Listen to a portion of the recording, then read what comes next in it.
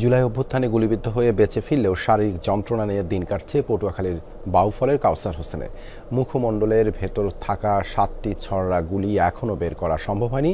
চিকিৎসকরা পরামর্শ দিয়েছেন বিদেশে চিকিৎসা নেয়ার, কিন্তু সেই সামর্থ্য নেই পরিবারের।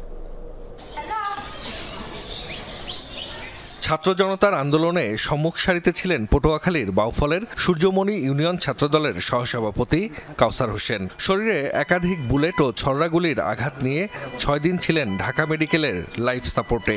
বেঁচে ফিরলেও শারীরিক যন্ত্রণায় প্রায়ই নির্ঘুম রাত কাটে কাউসারের।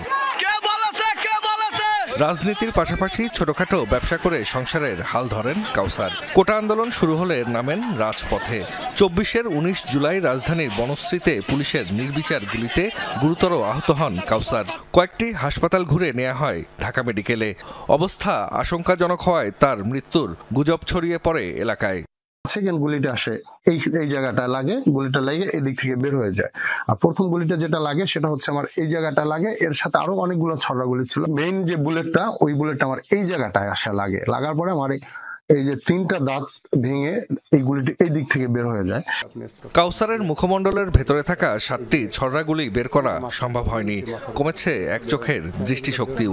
5 আগস্টের পর সরকারি খরচে চিকিৎসা সেবা পেলেও তার আগেই খরচ হয়ে যায় মোটা অঙ্কের টাকা। কিন্তু উন্নত চিকিৎসার জন্য বিদেশ যাওয়ার পরামর্শ দিয়েছেন চিকিৎসকরা। আমার এই জায়গাটা এখনো বুলেট আছে, এখানে আছে, এই মাথার এখানেও আছে, বের হয় নাই। এগুলো হয় কি, মাঝে মাঝে যখন অনেক ঠান্ডা লাগে তখন এদের ভিতরে চুলকায় এবং অনেক অসহ্য যন্ত্রণা হয়। ডাক্তার বলছে যে বাংলাদেশে এটা কোন চিকিৎসা নেই। কাউসারের উন্নত চিকিৎসার ব্যবস্থা নিতে সরকারের প্রতি আহ্বান জানিয়েছেন স্বজন ও এলাকাবাসী।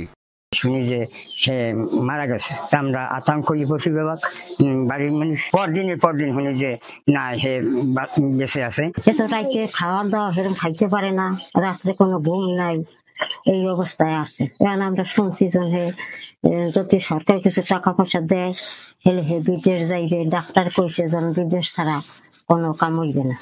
যেই আকাঙ্ক্ষা নিয়ে নেমেছিলেন রাজপথে, সেই নতুন বাংলাদেশের স্বপ্ন পূরণেও কাজ করতে চান কাউসার হোসেন।